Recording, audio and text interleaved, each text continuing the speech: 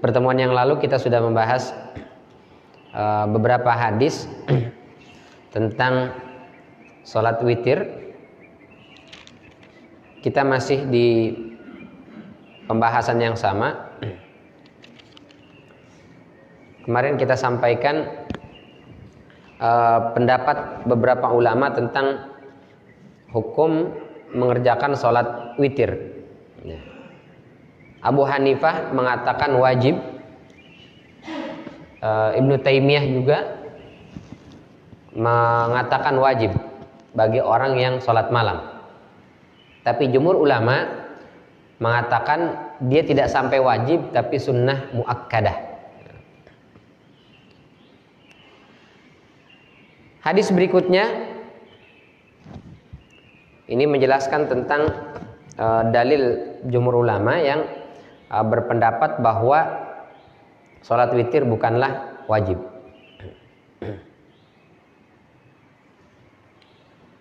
Bismillahirrahmanirrahim. An Jabir ibni Abdullah radhiyallahu anhuma anna Rasulullah sallallahu alaihi wasallam qama fi syahri Ramadan thumma intazaruhu minal qabilah falam yakhruj wa qala inni khashitu an yuktaba alaikumul witru. Rawahu Ibnu Hibban. Dari Jabir bin Abdullah, semoga Allah meridai keduanya, meriwayatkan bahwasanya Rasul sallallahu alaihi wasallam salat di bulan Ramadan. Ada beberapa riwayat, jadi Rasul sallallahu alaihi wasallam di bulan suci Ramadan itu salat di masjid tanpa ngasih tahu para sahabat. Salat malam maksudnya, tarawih dengan witir. Lalu para sahabat melihat, Rasul salat. Akhirnya ikut, jadi makmum di belakang. Malam besoknya lagi, habis Isya, para sahabat nggak pada pulang, diam, nungguin. Begitu Rasul sallallahu alaihi wasallam salat, ikut salat, lebih banyak dari yang sebelumnya, berbondong-bondong. Hari berikutnya, waktu sahabat-sahabat yang lain sudah pada tahu, penuh masjid, berkumpul semua. Selesai Isya, ditungguin, kok Rasul nggak keluar ini? Lalu ditanya oleh Aisyah, ya Rasul, itu orang udah pada nunggu di masjid semua tuh, kenapa nggak sholat? Kata Rasulullah sallallahu alaihi wasallam, inni khasyitu an yuktaba alaikum alwitru.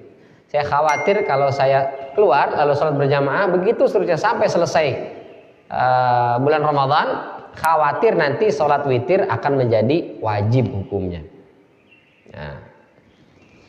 Nah, ini menjelaskan, hadis ini diriwayatkan oleh Ibnu Hibban, ini menjelaskan bahwa sholat taraweh dan juga sholat witir itu hukumnya sunnah muakkadah, tidak sampai pada wajib. Tapi menariknya, ini sahabat luar biasa ya, semangatnya dahsyat sekali. Malam pertama jumlahnya sedikit, malam kedua banyak, begitu semakin lama semakin banyak. Beda dengan kita ya, malam pertama banyak, malam kedua banyak, malam ketiga banyak, terus begitu. Berbeda semangatnya. Jadi Rasul sallallahu alaihi wasallam tidak keluar bersama dengan para sahabat melakukan sholat berjamaah taraweh dan witir itu karena khawatir nanti Allah Subhanahu wa taala mewajibkan sholat tersebut. Dan kalau diwajibkan repot ya. Buat kita-kita yang jarang sholat taraweh dan witir, kalau taraweh mungkin Ramadan, hampir semua orang lah ya taraweh, meskipun mungkin di 10 hari pertama. Tapi kalau hukumnya wajib, wah itu repot sekali. Banyak sekali yang berdosa pada bulan suci Ramadan. Apalagi witir di luar Ramadan seperti kita sekarang ini, kalau nggak witir berdosa, waduh, masya Allah ya. Ini betapa baiknya Rasul Sallallahu Alaihi Wasallam. Tahu kita umatnya ini, ya kemampuan ibadahnya ya alhamdulillah gitu. Maka beliau berharap jangan sampai kita ini berdosa karena ketidakmampuan melakukan ibadah-ibadah yang kalau diwajibkan itu akan menjadi berat. Jadi banyak sekali rasa kasihan Rasul sama kita itu ya. Masya Allah. Kayak kita baca hadis tentang perintah sholat pada peristiwa Isra Mi'raj itu ya. Pertama 50 kali, 50 waktu dalam sehari semalam. Kata Nabi Musa, nggak bakal kuat, Bani Israel aja nggak kuat. Baik lagi, coba negosiasi dengan Allah Subhanahu Wa Taala. Negosiasi. Lalu dikatakan, ada riwayat mengatakan setelah itu, yaudah 25. Begitu ketemu Nabi Musa, bagaimana hasil negosiasinya? Jadi 25. Nggak kuat itu, nggak kuat. 25 itu nggak kuat. Baik lagi, minta lagi. Akhirnya jadi 5. Yang 5 itu sama dengan 50. Kata Nabi Musa, itu masih nggak kuat. Ya, 5 kali aja masih ada yang keberatan gitu. Kata Rasul, malu lah udah negosiasi dengan Allah Subhanahu Wa Taala, malu udah.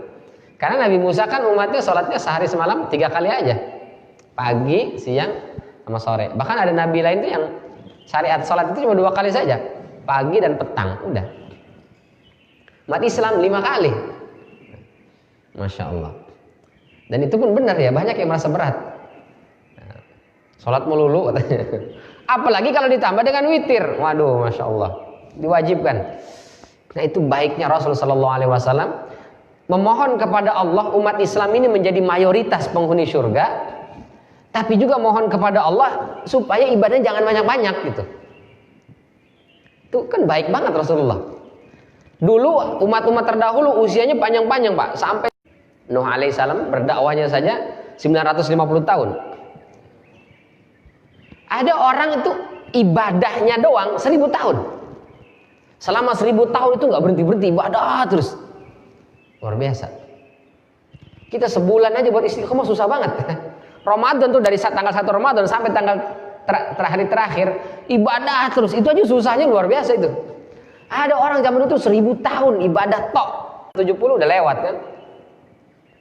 Apalagi zaman corona seperti sekarang, Masya Allah.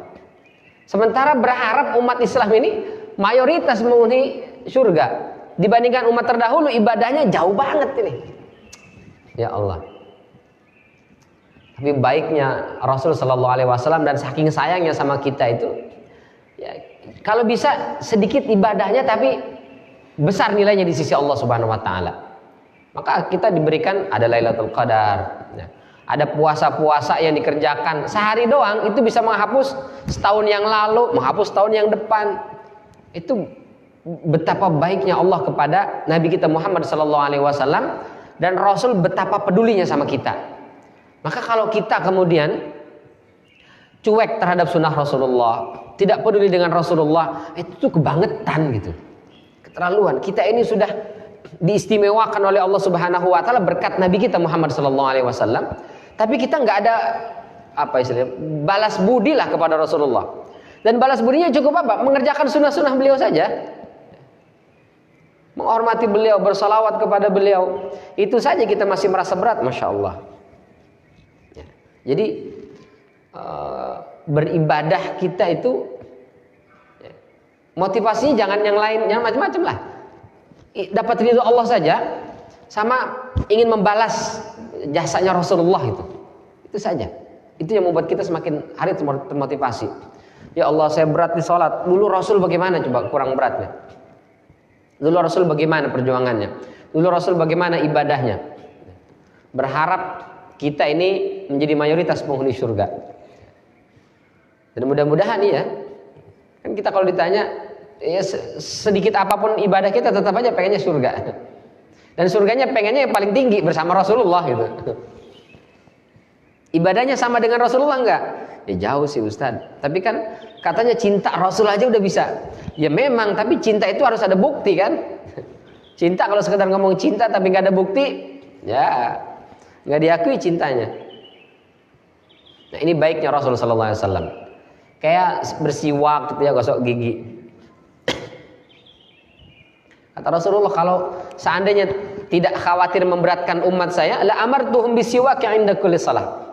Seandainya tidak memberatkan umat saya, setiap mau sholat itu saya perintahin untuk gosok gigi itu. Subhanallah. Tapi kalau begitu kan berat, repot, kasihan. Kita yang di rumah mungkin gampang. Tapi kalau yang di perjalanan Pak, kalau yang sedang di kantor, bawa gosok gigi sama odol kemana-mana kan repot juga itu. Setiap mau sholat gosok gigi atau bersiwak. Nah ini baiknya Nabi kita Muhammad sallallahu alaihi wasallam dan pedulinya kepada kita. Sekaligus ini menunjukkan bahwa salat witir itu bukan fardu, bukan wajib hukumnya, melainkan sunnah muakkadah. Hadis berikutnya an Kharijah ibni Hudzafah radhiyallahu anhu qala, dari Kharijah ibnu Hudzafah, semoga Allah meridainya, telah berkata, qala Rasulullah sallallahu alaihi wasallam, Rasul sallallahu alaihi wasallam bersabda, innallaha amaddakum bi salatin hiya khairun lakum min humurin na'am. Qulna wa ma hiya ya Rasulullah? Qala al-witru ma baina salatil isya ila tulu'il fajri. Rawahul khamsah illa an-Nasa'i wa sahahahu al-Hakim. Wa rawa Ahmad an Amr ibn Shu'aib an abihi an jaddihi nahwahu. Kata Rasul sallallahu alaihi wasallam, sesungguhnya Allah Subhanahu wa taala telah memberikan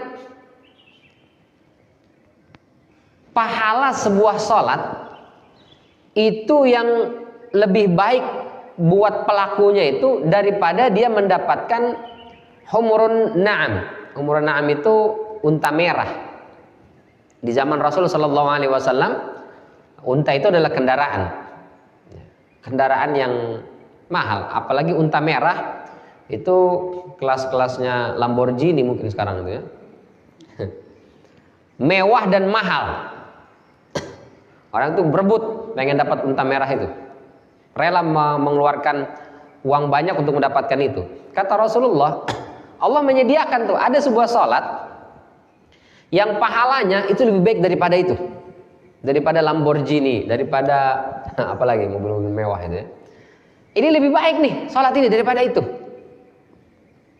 Lalu para sahabat bertanya, "Wa ma hiya?" Salat apa ya Rasul? Qala al-witru. Salat witir ma bainas salatil isya ila tulu'il fajri. Yaitu waktunya sepanjang malam setelah isya sampai masuk waktu subuh. Berapa jam itu? Banyak sekali. Panjang sekali. 3 rakaat saja. Nggak sanggup 3 rakaat, 1 rakaat doang minimal. Kita witir itu pahalanya lebih baik daripada kita mendapatkan mobil mewah atau kendaraan mewah. Oh, luar biasa itu. Hadis ini diriwayatkan oleh imam yang 5, berarti ashabus sunan plus dengan Imam Ahmad. Cuma di sini disampaikan oleh Ibnu Hajar, ashabus sunan, Sunan Abu Daud, Tirmidzi, Ibnu Majah, An-Nasa'i. Nah, yang Imam An-Nasa'i tidak mengeluarkan hadis ini, berarti 3. Hadis ini disahihkan oleh Imam Al-Hakim. Wah, luar biasa. Pertama, hadis ini menjelaskan tentang betapa luar biasa dahsyatnya pahala salat witir. Nah, ini banyak kita yang cuek, yang abai. Ya, padahal pahalanya begitu dahsyat luar biasa. Yang kedua, penjelasan Rasulullah akan pahala salat witir menunjukkan salat ini bukan salat fardu, bukan salat wajib. Karena kalau salat wajib itu nggak perlu diiming-imingi pahala, cukup diiming-imingi neraka saja. Subuh, zuhur, asar, isya. Coba ada yang tahu apa pahalanya? Salat subuh apa pahalanya? Nggak tahu kita ya. Salat zuhur apa keutamaannya? Nggak tahu. Salat asar nggak tahu. Tapi salat sunnah qobliyah subuh apa pahalanya tahu kita. Salat sunnah rawatib apa pahalanya tahu kita. Kenapa? Karena kalau yang wajib itu nggak perlu dijelasin apa pahalanya, ya mesti dikerjain. Ya dikerjain berdosa. Gitu. Sementara yang sunnah-sunnah mesti dijelaskan keutamaan-keutamaannya supaya orang mau ngerjain. Karena kalau nggak ada pahalanya, orang akan malas. Itu tabiat rata-rata kita itu materialistis. Gue dapat apa nih? Oke, gue ngerjain. Dapatnya apa nih? Nah gitu. Maka Rasul jelaskan, lu dapatnya ini nih, lu ngerjain. Itu menunjukkan bahwa itu adalah sesuatu yang disunnahkan. Ya, memang ibadah kita ini masih motivasinya itu dapat apa? Bahkan banyak yang mengkorelasikan dengan dunia. Saya bisnis lagi susah nih, musim corona gini supaya lancar, kira-kira ibadah apa ya Ustadz yang bisa kita kerjakan? Nggak salah sih ya, cuman nggak bener juga itu. Jadi orientasinya duniawi. Jadi rajin tahajud, rajin sholat witir karena pengen bisnisnya lancar, karena mau ada kenaikan jabatan, karena di kantornya sedang PHK besar-besaran, supaya terselamatkan dari PHK ini sholat apa yang mesti saya kerjakan Pak Ustadz? Jadi motivasinya duniawi sekali. Ya. Wah, ngeri juga itu ya. Kemarin ada orang yang bertanya-tanya, Ustadz, ini corona ini hukuman bukan Ustadz? Menurut saya ini hukuman Ustadz. Saya bilang, kenapa begitu Pak? Bayangkan tuh, Ka'bah saja sampai ditutup begitu Ustadz. Orang sampai nggak bisa umroh. Ini dihukum oleh Allah Ustadz. Jangan-jangan selama ini kita ini umroh itu bukan karena pengen mendapatkan ridho Allah, tapi berangkat umroh itu pengen gaya-gayaan doang, atau pengen supaya bisnisnya lancar. Karena ibadah umroh itu babun min abwabi rizqi, merupakan pintu di antara pintu-pintunya rizki. Saya bilang iya juga benar, jangan-jangan itu ya. Nauzubillah min dzalik. Jadi boleh jadi kemarin kita ke masjid mungkin susah, jangan-jangan dekat kita itu di saf itu dekat rapat, tapi hati kita jauh. Sesama muslim kita nggak peduli, meskipun kita sholat di samping-sampingan, tapi nasib dia, urusan dia, kita nggak mau peduli. Masalah dia kita nggak mau peduli. Maka oleh Allah sekarang dibikin jarang aja sekalian gitu. Saya bilang bisa juga itu Pak, bener. Jadi